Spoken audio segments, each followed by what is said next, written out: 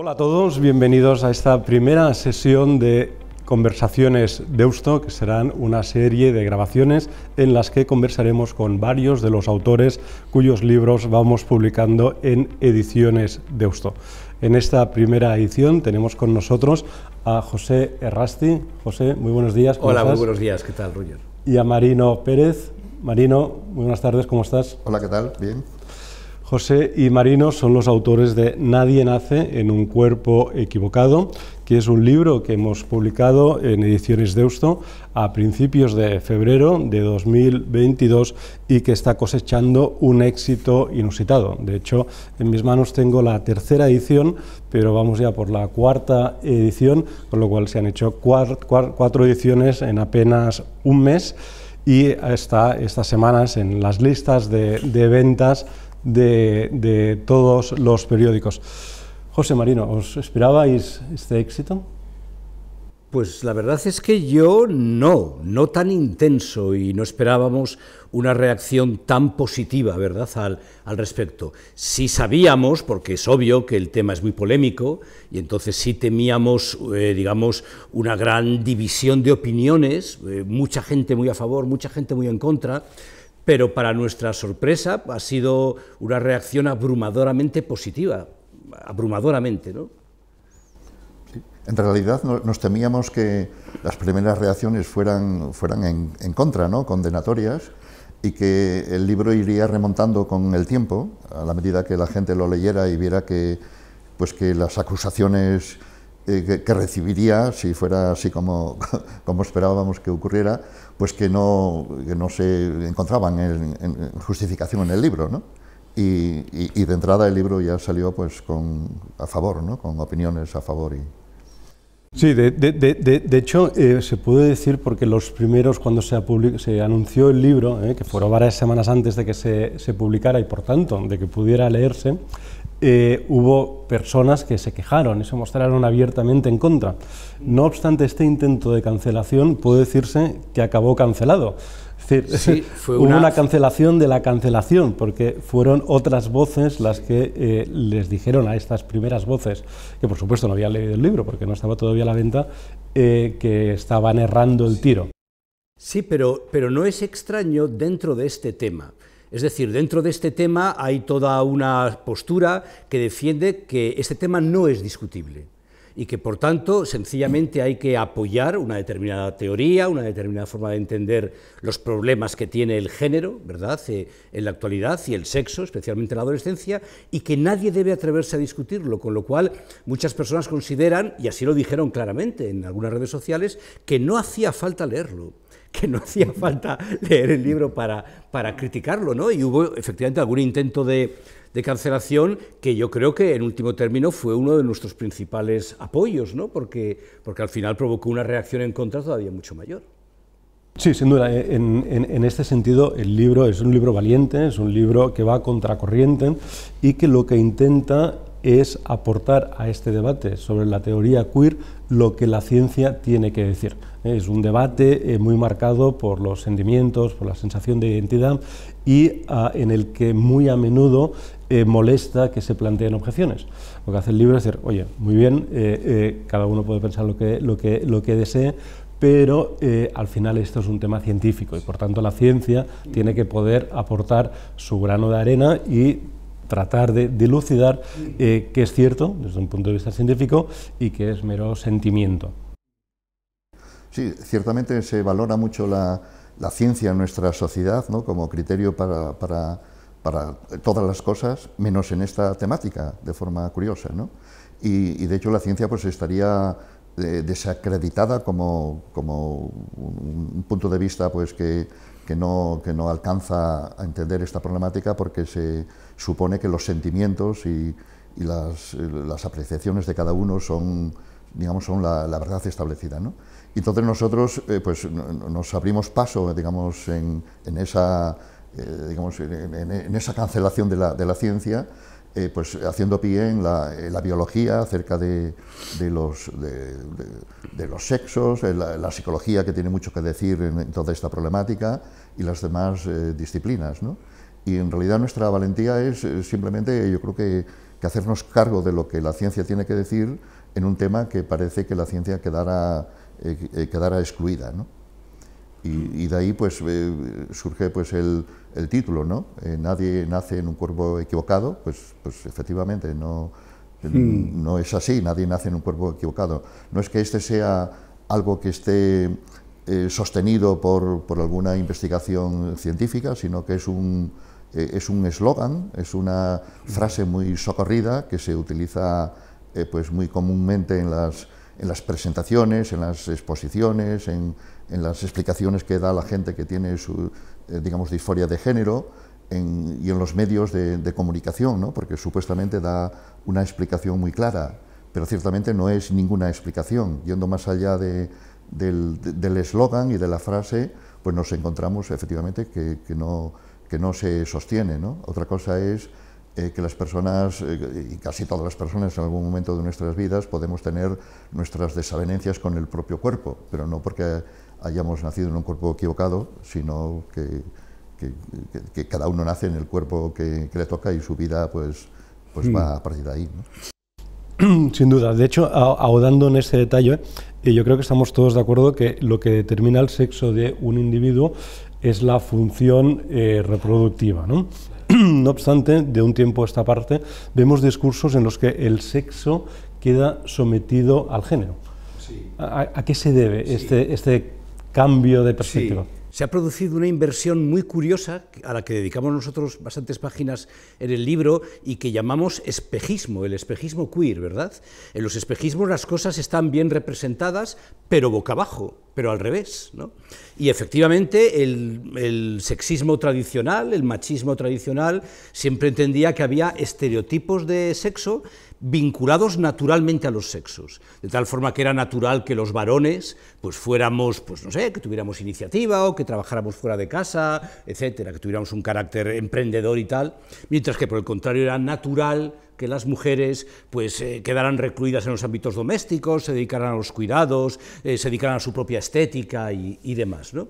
Y este machismo, digamos, tradicional, en donde el estereotipo se hacía depender del sexo, ha sido sustituido con un paso intermedio donde se separaron ambos, pero tras ese paso intermedio ha sido sustituido por un generismo en donde ahora es el sexo el que se pretende hacer depender del estereotipo o del género. Ahora al estereotipo sexual se le llama género.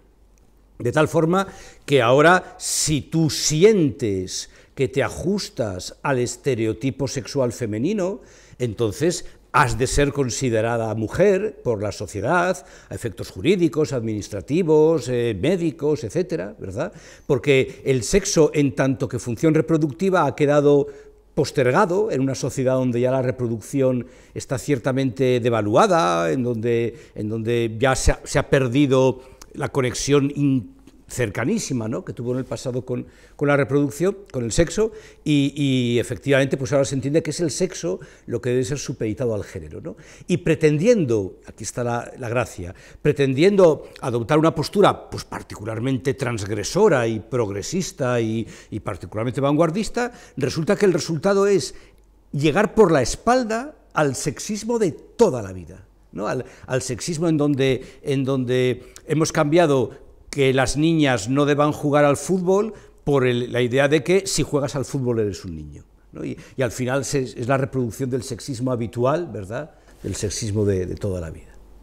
Sí, y esa expresión del arco iris, ¿no?, de una gama muy amplia de identidades de género, digamos, ha subsumido el sexo, ¿no? De tal manera que ahora en esa confusión que se suele tener y que además incluso se explica, parece ser, en las escuelas a los niños, pues se llega a entender, contra toda la evidencia de la biología, de la evolución, que entre los sexos existe igualmente un arco iris y una gama, un tercer sexo o una variedad de ellos, cuando eso no es sostenible por la ciencia, ¿no? Entonces se da, digamos, una confusión a nivel popular, pero también luego a nivel escolar y a nivel, pues, no sé, académico, ¿no? Por esa, digamos, intromisión o ese barrido que hace el género del sexo, ¿no? Y eso genera mucha confusión. Y parte de esa confusión está también en el uso a veces como intercambiable de sexo y género, ¿no? O sea, que se da incluso en los escritos científicos, ¿no? A la hora de definir a los participantes de una investigación, pues lo más común es que se distinga entre varones y mujeres, y eso lo llaman género. Pero si fuera el género, tendrían que haber preguntado cuál es, digamos, su identidad sexual o su orientación sexual, y eso no es lo que define ese estudio, sino ese estudio distinguió entre varones y mujeres, pero a eso lo llaman género. Entonces hay una gran confusión que el libro trata efectivamente de poner de relieve esa confusión y también clarificarla en los términos, digamos, más elementales, ¿no? Que parece mentira que hubiera que clarificar esos aspectos. Marino, José, ambos sois académicos. Marino, tú eres catedrático de Psicología Clínica de la Universidad de Oviedo, y José, tú eres director de la Cátedra Leonard Cohen, recientemente nombrado, de la Universidad también de Oviedo. Sois, no obstante, podríamos decir, no sé si estaréis de acuerdo, rara avis en el mundo académico, porque en el debate sobre la teoría queer ha habido movimientos, por ejemplo, como el movimiento feminista que se ha opuesto, ¿no?, a la teoría queer, ha sido muy combativo, pero la academia de algún modo se ha puesto de perfil. No sé si ha sido por miedo a ir contra el mainstream, miedo a las críticas, pero son muy pocos, y vosotros en este sentido sois una excepción, quienes desde la academia de algún modo plantáis cara o rebatís las ideas de la teoría queer. ¿A qué se debe? Así es. De hecho, fue uno de los motores, yo creo, del libro, las conversaciones que teníamos Marino y yo, en donde no nos explicábamos cómo es posible que ante estas análisis obviamente tan inadecuados de estos fenómenos, pues la academia, la universidad, los colegios profesionales, etcétera, pues estuvieran callados, ¿no? Y lo que nos animó, de hecho, a escribirlo, ¿no? Únicamente, lo decimos ahí en el libro, el feminismo radical, el feminismo político, es el que ha levantado la voz y el que está peleando día a día con este tema, ganándose insultos, descalificaciones, inventos de acusaciones de odio, ¿verdad? Pues la acusación de transfobia es sencillamente inventarse un odio para evitar tener que rebatir los argumentos que en este caso el feminismo estaría presentando, ¿no? Tú preguntas a qué se debe. Pues yo creo que se debe a motivos muy profundos de la academia actual, en la sociedad actual y de la sociedad en donde vivimos, en donde la aprobación del público, el temor a una campaña pública en contra, por ejemplo en redes sociales, las redes sociales son fundamentales para entender todo lo que está pasando, pues asusta a muchos académicos que prefieren, como tú decías antes, ponerse de perfil y no abordar la responsabilidad que tiene su trabajo. Nuestro trabajo es un trabajo muy agradecido, objetivamente, vamos, yo me considero una persona verdaderamente afortunada con el trabajo que tengo, no es un trabajo ni duro, es apasionante y demás, pero yo creo que lleva incorporada la cláusula de que, oye, si alguna vez hay que salir a la plaza pública a mantener una postura incómoda, porque está ocurriendo algo ante lo cual tú entiendes que debes salir y decirlo, pues habrá que hacerlo. Y no te puedes refugiar en carraspear y decir que es un tema muy complejo y que prefieres no mojarte, ¿no? Hay que decir claramente que se están cometiendo abusos de tipo fármaco-quirúrgico con jóvenes que hay que denunciar, que se está interpretando mal psicológicamente lo que le ocurre a estos chicos, muy mayoritariamente chicas, a las que nadie discute de ninguna manera la experiencia que están contando, de ninguna manera, pero sí cabría poner entre paréntesis la explicación que ellas mismas dan a la experiencia que están viviendo, ¿no? Y ante ese miedo de ser cancelado, que en el libro llamamos, bueno, medio en broma, medio en serio, transfobofobia, no es tanto miedo a las personas trans como miedo a que te llamen transfobo, que es muy diferente, pues mucha gente efectivamente se está inhibiendo de lo que entendemos que es una responsabilidad social obvia, ¿no?, que tiene la academia, ¿no? También es cierto que esto va a empezar a cambiar, o al menos esta es la percepción que tenemos por la respuesta que hemos tenido de compañeros de toda la Universidad Española que han contactado y que han venido a decir, oye, pues efectivamente, y ahora vamos a empezar a tomar la palabra entre todos, ¿no?, y a denunciar esto, ¿no? Sí, y en particular la psicología tiene mucho que decir en esta temática, que efectivamente pues no lo decía o no ha dado la cara como estamos diciendo, ¿no? Y que nosotros pues hemos dado este paso, ¿no?, por esa responsabilidad también de trabajar en una universidad pública, pero también por nuestras propias asignaturas, ¿no? Errasti es profesor de Psicología de la Personalidad, y entonces un tema básico de esa asignatura y de la psicología en general es la identidad, cómo se forma la identidad de las personas, un asunto sin duda, digamos, complejo, ¿no? Y de pronto nos encontramos, se podría encontrar él en clase, que acerca de la identidad de género vendría ya dada, ¿no?, dada sin analizar la complejidad social, evolutiva, cómo esa se construye. Y bueno, y se ha abordado, pues, digamos, en sus clases y ahora lo hemos sacado, pues, a la calle, ¿no? Y yo soy profesor de terapias psicológicas, ¿no?, donde hoy día, pues, efectivamente, abundan más que nunca, parece ser, problemas psicológicos, y todos los problemas psicológicos requieren ser analizados, evaluados, estudiados en cada caso y proponer, pues, las ayudas, terapias o ayudas, pues, que corresponda, que hay muchas, ¿no? Y todo eso está, pues bien asumido, excepto en esta problemática de la disforia de género, ¿no? Y en la disforia de género, entonces, está prohibida la terapia psicológica, la psicoterapia o cualquier análisis, cualquier diagnóstico, cualquier evaluación, que es por donde se empieza en medicina, en psiquiatría y en psicología, estaría prohibido en esta temática. Y eso va de lleno en relación con mi, digamos, con mi asignatura.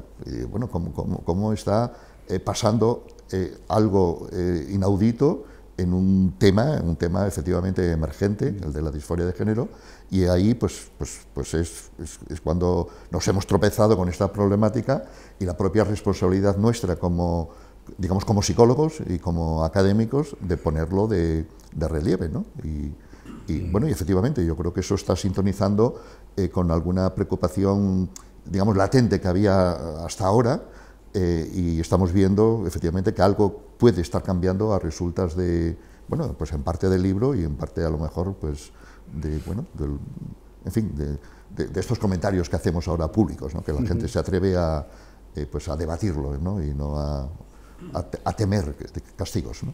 Claro, porque vosotros en ningún caso negáis que haya casos de disforia de género. Han ocurrido a lo largo de la historia, es un hecho científico. Lo que sí ponéis en tela de juicio es esta explosión de casos que ha ocurrido en los últimos 5 o 10 años, y lo que queréis, digamos, dilucidar es qué porcentaje de los casos que se manifiestan son casos reales, objetivos, probados científicamente de disforia de género, y cuáles son, qué número de casos son casos que en realidad son simplemente trastornos psicológicos, como comentabas, Marino, o simplemente están influenciados por el ambiente, por el sector, por los amigos, pero que nada tienen que ver con una disforia de género real. Claro, hay que hilar finísimo en estas cuestiones, hay que hilar con un microscopio casi, ¿verdad?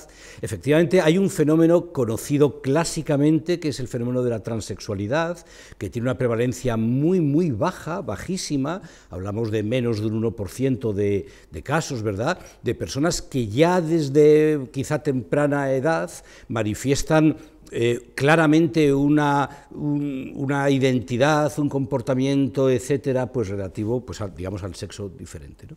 Sobre ese fenómeno, que es un fenómeno, digamos, históricamente conocido, que no es un fenómeno actual ni nada por el estilo, se está construyendo alrededor, igual que las ostras construyen las perlas alrededor de un grano de arena, pues sobre el fenómeno de la transexualidad se está construyendo una enorme perla a su alrededor, en donde ahora ya cualquier desajuste en la adolescencia con los estereotipos sexistas, cualquier chica que, por ejemplo, se sienta terriblemente incómoda con los estereotipos femeninos que de pronto se encuentra en la adolescencia que tiene que cumplir y que verdaderamente no quiere cumplir de ninguna manera, relativos a su cuerpo o a su imagen, a su conducta sexual, etcétera, pues ya cabría la posibilidad de que en verdad estuviera manifestando un transgenerismo, no una transexualidad, ¿verdad?, sino un transgenerismo, y que ese transgenerismo pues deba ser tratado a través de una terapia afirmativa en donde se le permita y se le facilite, se le ofrezca pues la transición, primero social, en el sentido de su nombre o de sus pronombres, después ya quirúrgica, después farmacológica, pues con bloqueadores de la pubertad o con hormonas cruzadas, y finalmente, si se diera el caso, quirúrgica, ¿no? Y efectivamente es este nuevo fenómeno que está aumentando con unas prevalencias espectaculares, que estamos hablando de aumentos de miles por cien, del orden de miles por cien en los últimos 10 años, por poner una cifra, seguramente en España menos de 10 años, es el que nosotros en el libro comentamos llamando la atención sobre él, ¿no? Se pretende igualar ahora este fenómeno a la antigua transexualidad conocida de prevalencias menores del 1 por 1000, intentando ahora argumentar que siempre tuvo la prevalencia elevada de ahora, pero se invisibilizó y no se permitía que ocurriera, ¿no? Y eso simplemente sabemos que no es verdad. Sabemos perfectamente que los problemas psíquicos, todos, a lo largo del siglo XX, han tenido sus contagios sociales, ha habido oleadas de diversos tipos de problemas, que de pronto en unas décadas aumentan muchísimo su frecuencia y después disminuyen, y sabemos que este fenómeno del transgenerismo no se dio con esta forma en otras épocas históricas, a lo largo del siglo XX. Otra cosa diferente, ya termino, es que su función, a su vez, sí estuvo en otras épocas manifestada con otro tipo de malestares adolescentes, ¿cómo no? Sí, efectivamente, el problema empieza cuando esto llega a la infancia y a la adolescencia, y que de pronto pues ocurre ese crecimiento desmesurado de disforias de género, ¿no? Y la transición como el apoyo únicamente, aceptable, ¿no? Y no todos los casos responden al concepto de disforia de género. La disforia de género es un concepto paraguas que puede estar canalizando muchos otros problemas que tienen los niños y los adolescentes, particularmente las chicas en nuestra sociedad, que se canalizan a través de la disforia de género, que ha cobrado, un mayor relieve, que casi podríamos decir, una moda, un problema, que tiene una mejor imagen, por decirlo así, que otros problemas, y es muy importante pues estudiar en cada caso cuáles son las circunstancias por las que se ha llegado a eso, ¿no? Y en el sentido que decías de identificar los casos reales, vamos a decirlo así, persistentes, ¿no?, en los que se podría confirmar esa disforia de género pues como un problema pues a atender de forma específica, pues es muy difícil hacer una predicción de cuáles serían los casos, vamos a decirlo así, reales respecto de otros que consistirían en otros problemas, ¿no? Y para ello no hay más remedio que estudiarlos, o sea, que esperar y ver, que utilizar la prudencia, que utilizar los conocimientos de la psicología para poder realmente ayudar a quien necesite la transición como mejor solución a su problema, y ayudar a los otros que, sin duda ninguna, también tienen problemas, pero que pueden ser problemas de otro tipo, y curiosamente eso es lo que está de momento prohibido hacer, porque lo obligatorio es la terapia afirmativa, que es una aberración científica y ética, utilizar esa opción como la única aceptable, ¿no? Claro, porque del mismo modo que en ningún caso negáis que pueda haber casos de disforia de género, tampoco negáis en ningún caso que pueda haber adolescentes, jóvenes, que sientan una incomodidad con su cuerpo, con su género, etcétera, ¿no? Pero donde ponéis el acento es que en caso de que una persona joven, un adolescente, tenga estas preocupaciones, tenga estos sentimientos, no necesariamente vayan hacia el camino de las hormonas, de los bloqueadores de pubertad y bajo ningún concepto de las operaciones, ¿no? Porque estos son cambios a la postre irreversibles. Es decir, lo que debería hacerse, es decir, como bien dices, Marino, oye, vayamos a estudiar el caso, pero es evidente que hay personas que tienen un descontento, ¿no? Que no están a gusto con su cuerpo, vayamos a ver qué ocurre, porque en muchas ocasiones estas preocupaciones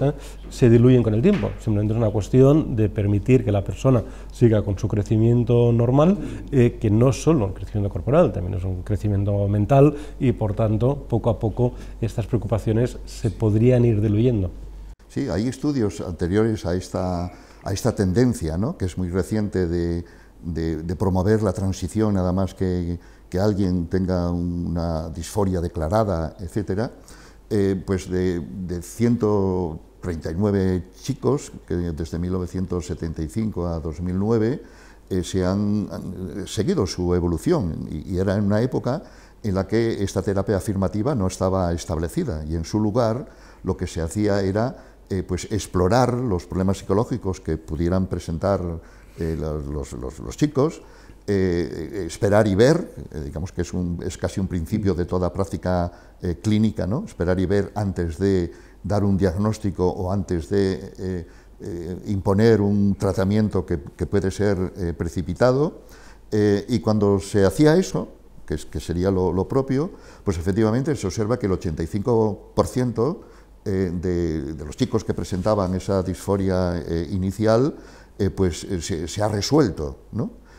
Otros pues han persistido y serían ayudados, digamos, en esa dirección, pero del orden del 85% pues se ha resuelto ese problema de disforia, y se ha encontrado pues que a lo mejor su problema era otro de carácter psicológico, pues experiencias traumáticas que haya tenido. Su problema era que no tenía asumida su orientación sexual como gay, y entonces se reconcilió, por decirlo así, con esa orientación, y retornaron pues a los problemas normales que forman parte de la adolescencia, ¿no? Y entonces, en esa época tan reciente y en la actual, pues podríamos preguntar qué persona, en particular qué adolescente, no está preocupado por su cuerpo, en cualquier dirección.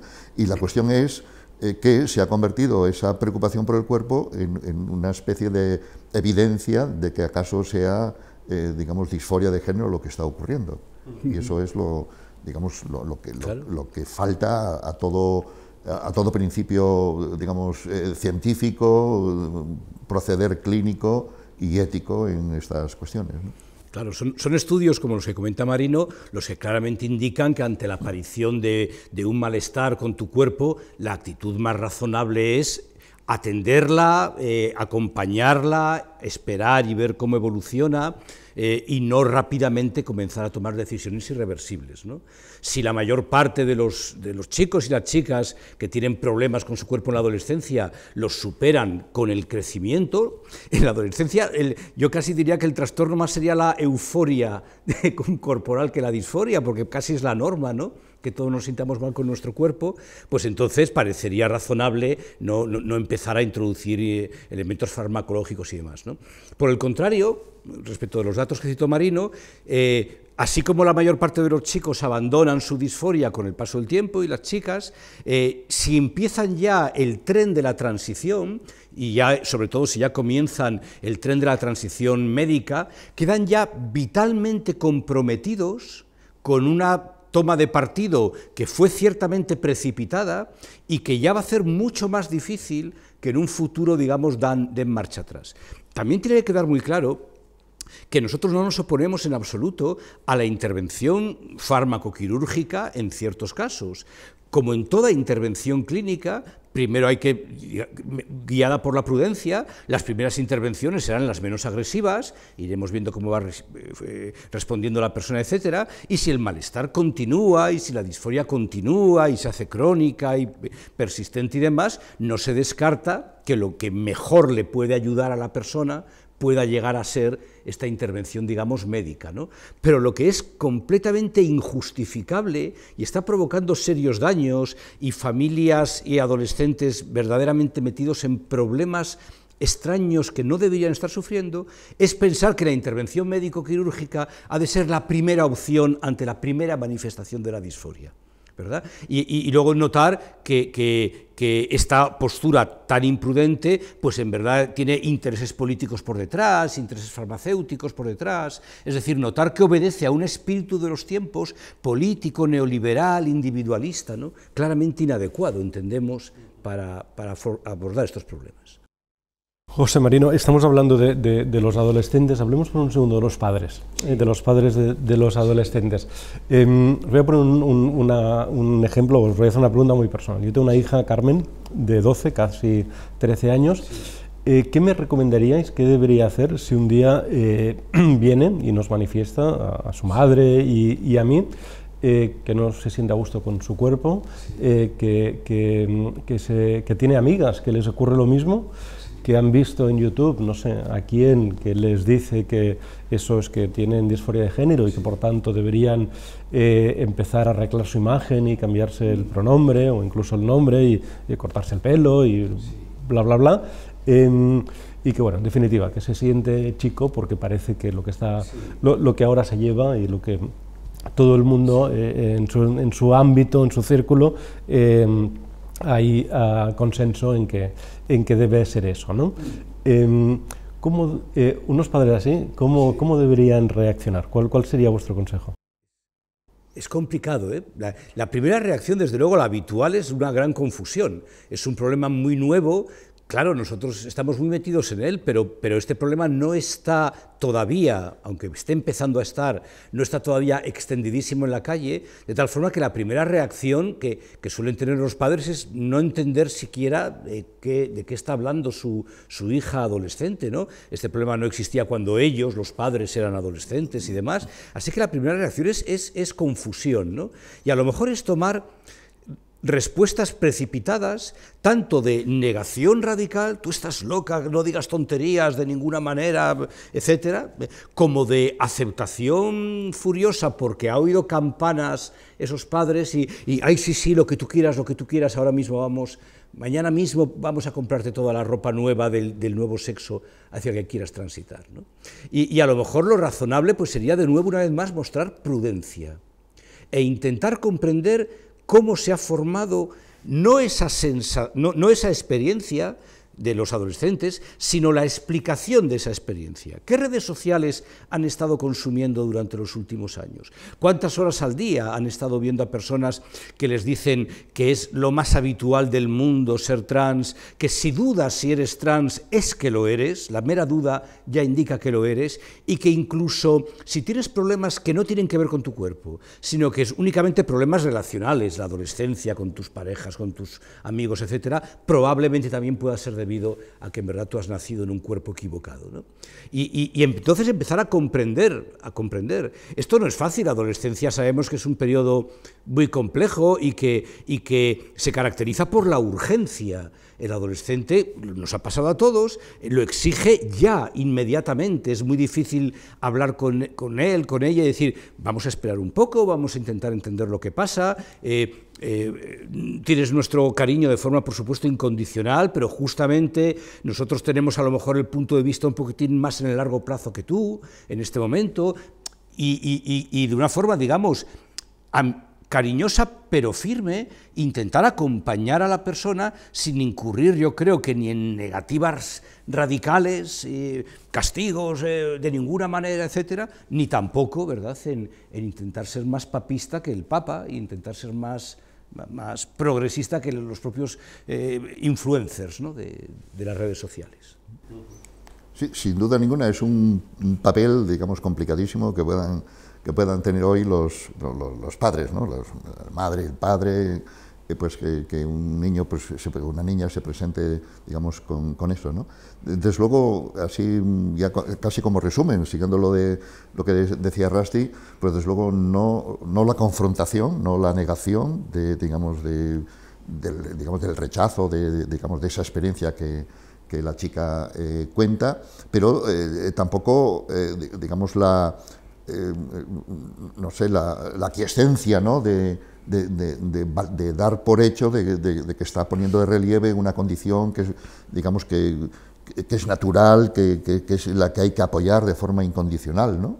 Y entonces, bueno, pues entrar en algún tipo también de diálogo, de prudencia, ¿no? La palabra prudencia es fundamental en medicina, en clínica, y es también por parte de los padres, ¿no? Podríamos llamarlo también sentido común, ¿no? Porque da la impresión de que los padres han perdido el sentido común y consideran que a lo mejor un niño ya es sabio, entonces nadie conoce mejor que él, digamos, pues lo que le está pasando, ¿no? Entonces los padres renuncian a sus, no sé, 20 o 30 o 40 años que tienen más que sus hijos, como si entonces ignoraran, digamos, el funcionamiento del mundo, ¿no?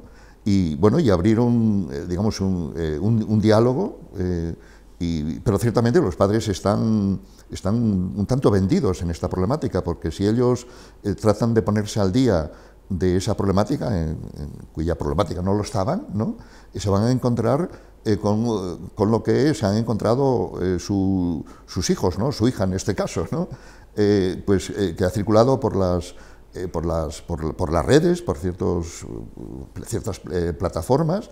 Los padres se van a encontrar también ahí y van a recibir, yo creo que mucho chantaje, ¿no? Chantaje pues del tipo de si los padres no apoyan eso, pues es que no lo quieren, si no apoyan se van a suicidar, los padres han de preferir a un hijo trans a un hijo muerto. Entonces se encuentran, digamos, con fórmulas que son muy agresivas, que no están fundadas tampoco en la evidencia de las cosas, pero que funcionan en realidad como chantajes, ¿no? Y ciertamente es un problema por los padres, ¿no? De nuevo, el sentido común y la prudencia se impone aquí, más que en otros problemas, pero en todos los problemas se supone que los padres también tienen sentido común, ¿no? Pues que lo apliquen en este contexto, ¿no? Claro, ha aparecido ya incluso una agrupación de familias, de padres y de madres, que se llama Amanda. Padres y madres, especialmente madres de familias aquejadas con problemas con hijas adolescentes, hijos, hijas, de disforia de género. Están muy activos también ya en la red y están ofreciendo muchísimo apoyo a las familias que se enfrentan a estos problemas, ¿no? Porque poco a poco ha empezado ya a cuajar una cierta preocupación de madres que no creían la explicación oficial y que piden prudencia y no están de acuerdo con que ya se empiece a medicar pues a una chica de 12 años quizá, y a lo mejor 12 ya empieza a ser incluso mucho en estos momentos, y a lo mejor ya podríamos bajar a 10 o menos, porque este fenómeno ha ido descendiendo de edad, desde ser un fenómeno de disforia asociado a la adolescencia hasta empezar a ser cada vez más frecuente el fenómeno que se llama de infancias trans, en donde un niño que puede ser de bien corta edad, un niño de 5 o 6 años, una niña, dice que él en verdad es del sexo, digamos, contrario al que tiene, ¿no? Habría que ver qué cursillos ha recibido en la escuela, qué actividades extraescolares, qué se le ha contado. Hay asociaciones trans difundiendo materiales abiertamente delirantes en las escuelas públicas, etcétera. Y entonces, bueno, ese niño, pues, llega a los 6 años y dice que es una niña, ¿no?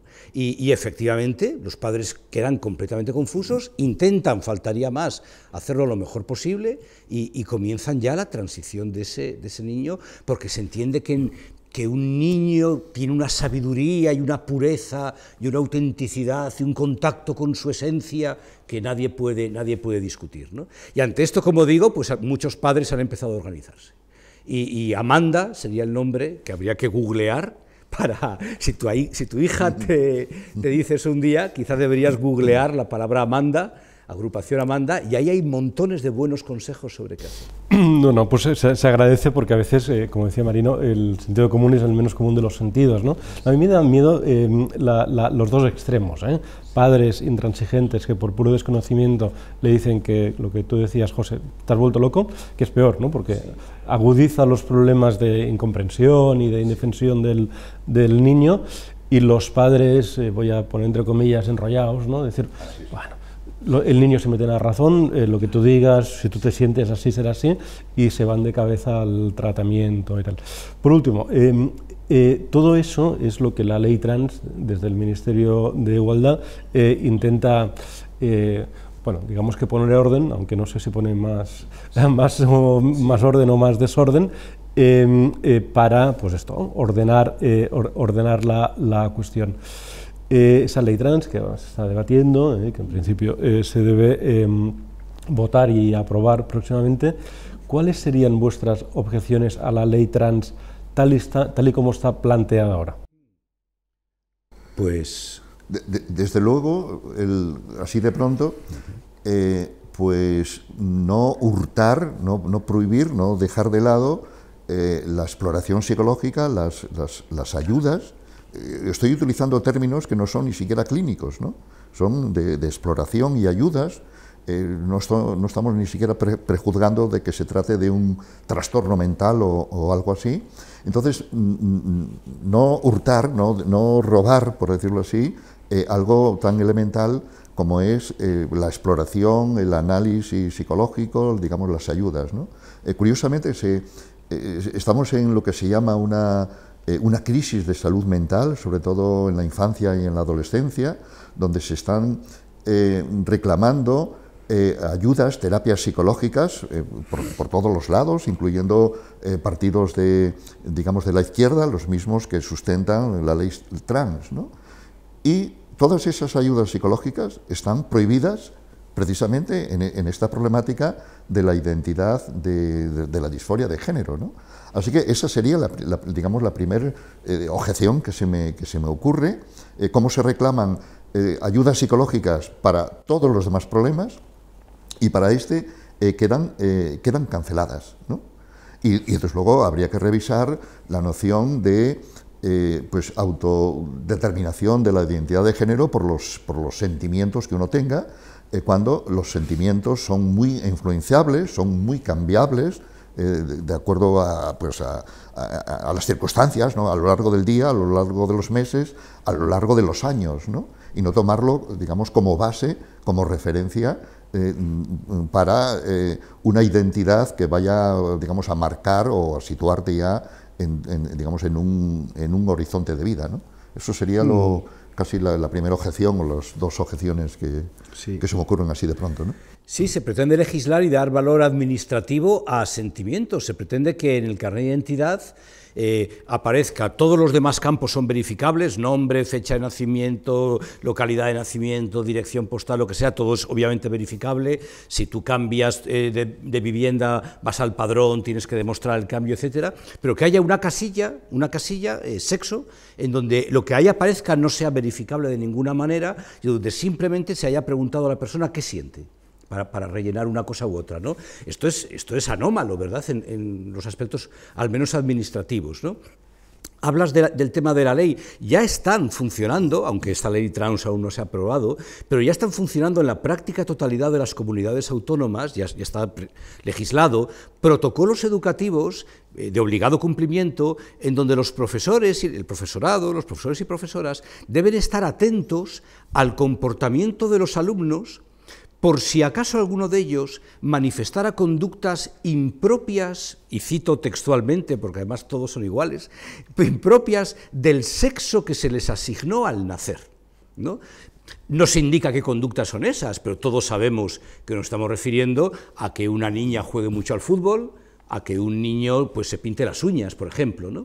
De tal forma que si esa conducta ocurre de forma repetida, pues hay ya un protocolo de qué reuniones habrá que empezar a hacer, los tutores, el equipo docente, el personal docente, la familia, los padres, el propio alumno y tal, para valorar la posibilidad de que en verdad estemos ante un caso de transgenerismo y, por tanto, pues quepa la posibilidad de empezar la transición del niño. Eso ya está ocurriendo en estos momentos, no hay que esperar a que se apruebe la ley.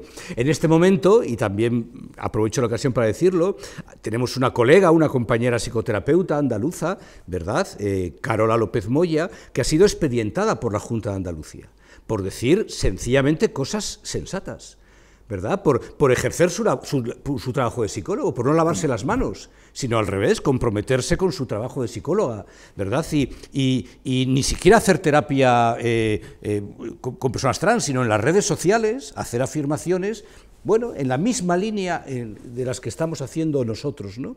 Y ha sido expedientada con posibilidades de multas que ascienden a los 120.000 euros. ¿Verdad? 120.000 euros, Roger. Como también se multará, según la ley trans que ahora se discute, pues a los psicólogos que, ejerciendo de psicólogos, pues se nieguen a aplicar una mera terapia, que no es terapia, claro, simplemente es asentir con la cabeza.